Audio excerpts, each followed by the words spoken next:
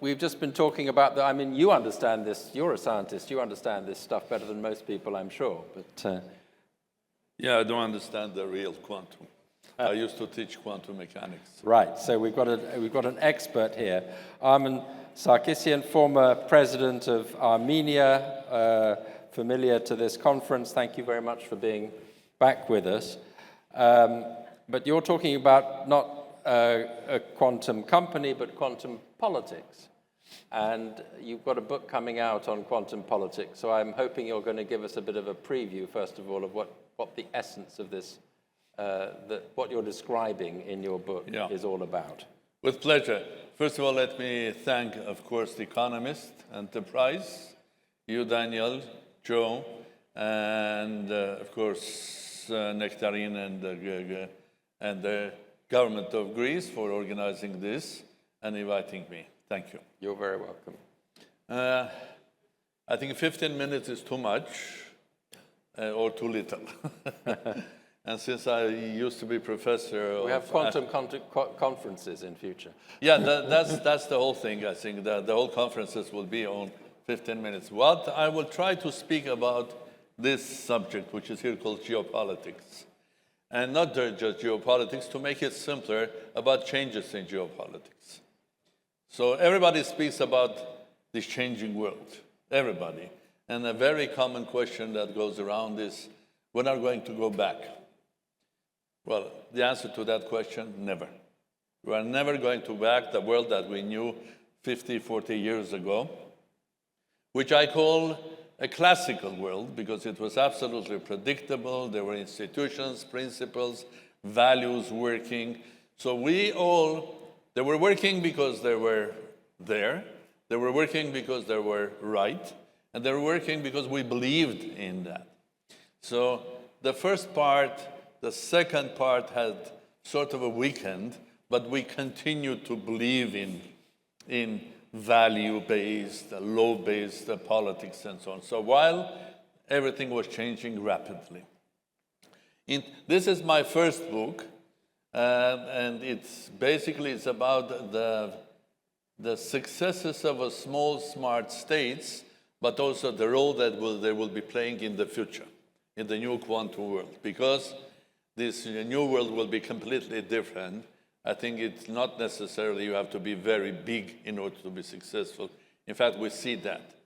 The highest GDP per capita in Europe is not France, Germany, or Britain. It's small states. Okay? Like Luxembourg.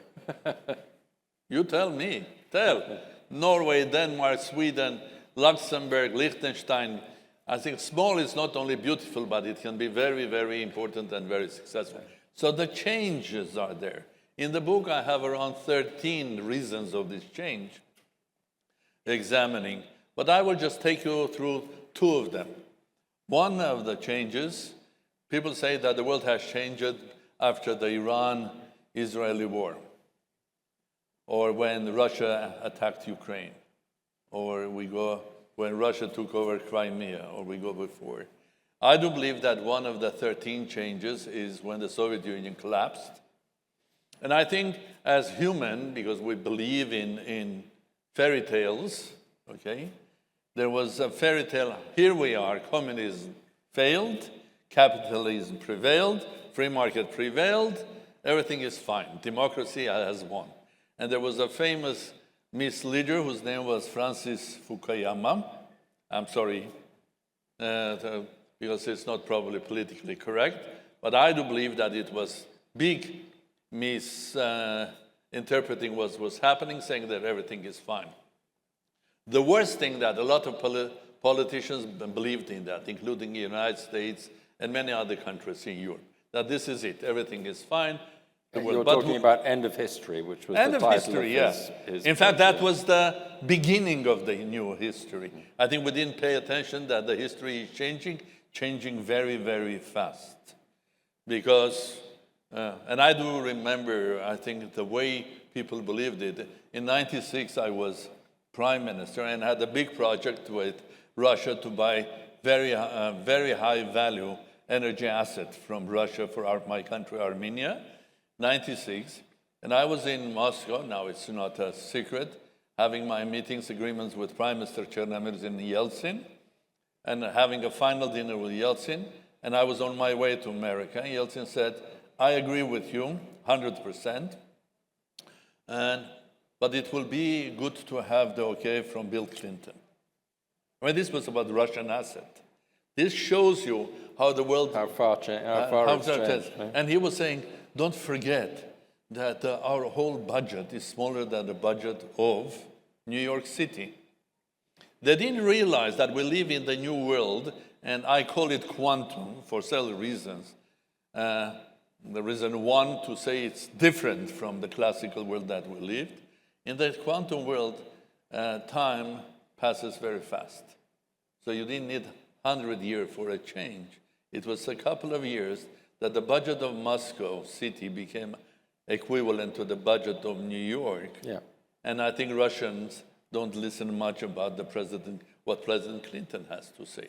So one reason was the change that happened, and it was clear that the virus of communism has not died. It has transformed. Russia is not a communist state. It's a special capitalist state. I don't want to say what does special mean. It will take a lot of time, but it's a capitalist state. But I was listening yesterday to President Trump.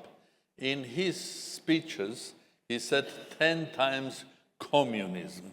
And he was not referring to China, Russia, He was referring to Democrats, really. He was referring to Democrats or any other European state where there are social democrats in power, where values like social justice, equality and everything, the great ideas that communism had, are implemented. Maybe right, maybe wrong. But I think if the communists survived, Daniel, then we would not have this story. Then the history would not accelerate first, because we would see, communism, it doesn't work. It worked only in one place, and I'm a product of that, education and science. Why? Because it was very competitive. Because education, science, and sports in Soviet Union was capitalism. The second example of a change, source of change, was, I take you back another 100 years, the birth of quantum mechanics. When scientists discovered that the classical mechanics of the genius of Isaac Newton doesn't work when you go too small, and they were geniuses creating from several countries, creating the quantum mechanics. In order to understand the behavior of small, you had, first of all, to change your logic. It's not about new laws or anything, no. You have completely to change it. Change in the sense that you have to accept that the same thing can be both particle and a wave. You have to think about it. You have to understand that you cannot fix the place of a specific object, let's say called electron. When you try to fix the place, you will never know where it goes. Okay? This is the principle of uncertainty. And in fact, your observation of it changes the status. It's how do you observe it, sending a photon there. Basically, this was the source that created this and everything that you have electronic. Space flights and everything from... But this is not only that allows us to fly to the space, have MRI, and God knows many other achievements. In our life, everything has become normal. People don't even know how to live without a mobile phone. Well, they don't realize that mobile phone is not a phone now. Mobile phone is your second identity. Now every human has two identities. One mechanical or living, and the other one virtual. In fact, the virtual is taking over. I'm interested in two things about the future of small states, but also about the longevity. But I am not afraid now, because I know that I'm going to live forever. My virtual is going to live forever.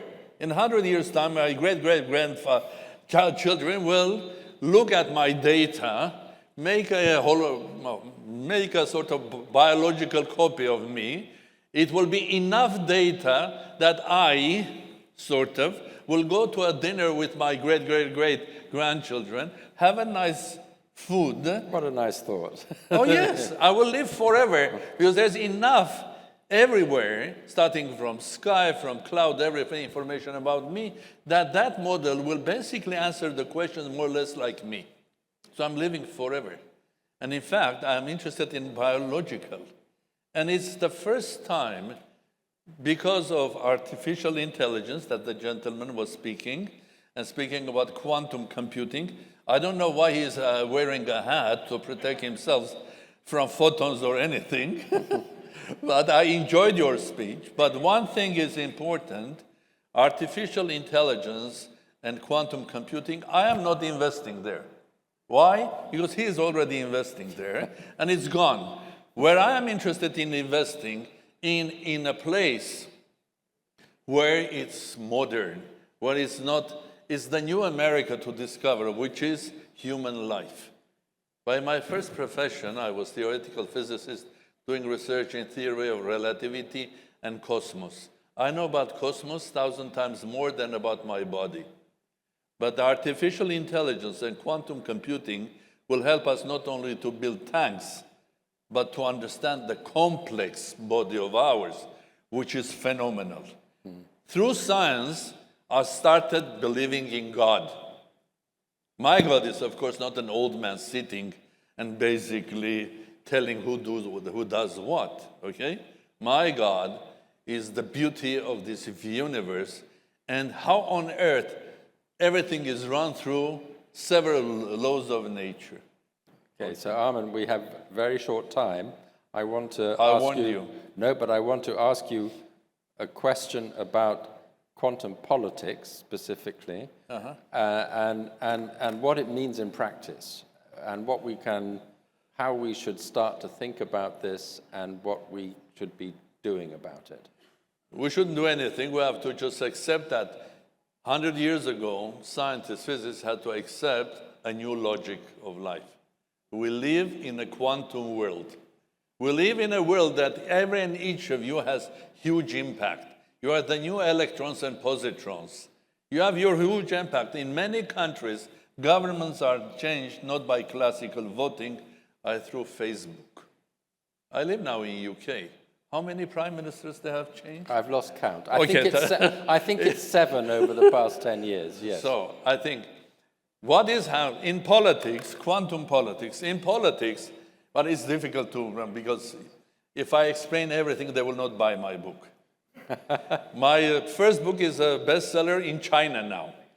1.5 billion people are reading that book about small states. I hope the Chinese will the be... The biggest state is reading books about the smallest states. Smallest states. Yeah. Now, the whole thing is that when you speak about quantum politics or politics in modern world, you have to accept that the classical things, they don't work.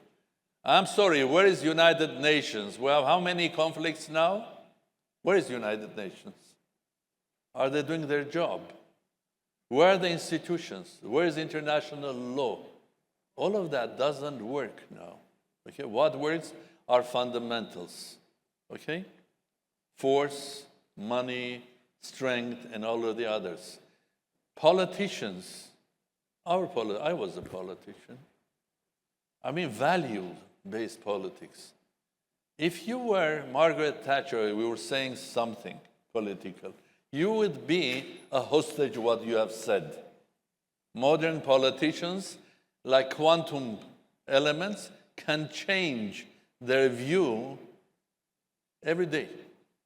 People forget about what they said a week ago.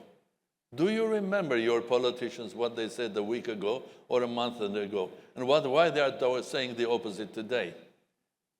Another event, entertainment and politics. They were always together.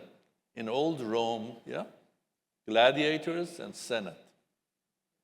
Entertainment and politics, today, they have merged. The greatest politician in the world is the greatest entertainer of the world. His name is Donald Trump.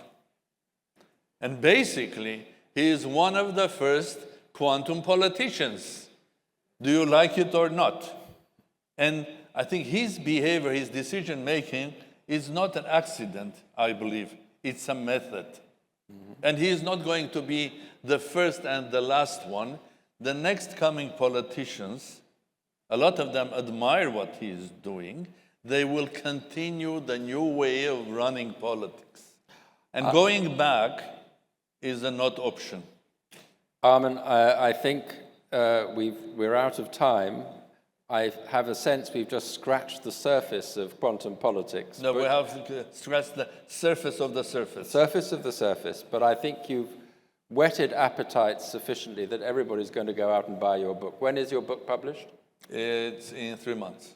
3 months' time. Well, we look forward to that. Small States Club, I read, great book, I really enjoyed it, also full of anecdotes. I hope the Quantum Politics is full of anecdotes as well. And more anecdotes, excellent, and your wealth of personal experience. So thank you very much for that, for whetting our appetites, and we look forward to this world of quantum politics. You'll be the first to get my book signed. Thank you. Thank you.